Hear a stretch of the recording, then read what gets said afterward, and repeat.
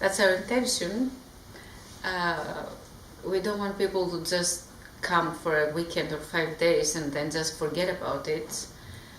The main purpose is like how we will continue the process to give you tools to work with everyday life, even each day if you want to. So it could be different for singles and for couples. If we're having a couples workshop, we will have some homework to take with them until we meet again. And if it's for singles, then it would be a different technique that they can use through their daily life. For men and women, the techniques are, some of the techniques are the same, but many of them are specific to the sex because it's dealing with sexual energy. So there are techniques that are for refining one's sense of oneself, for increasing sexual energy and vitality, for increasing or refining arousal.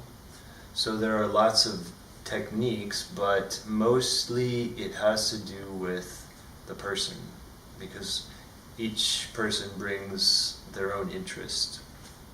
And they're going to take what they're most interested in and what they feel is most valuable. So we always tell people to come with a pen and paper, and whenever they feel that they want to write, to draw, to use whatever creative motivation they have. We also teach physical movement techniques like Qigong, dance. So there are lots of things that people can take away. It's really just a matter of each person and what their interests are.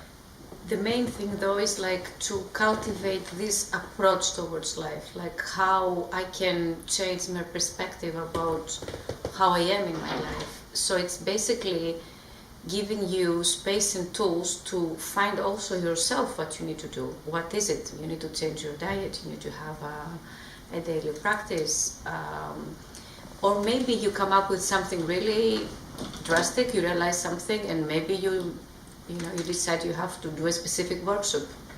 Or you may decide that you need to have sessions for a specific issue.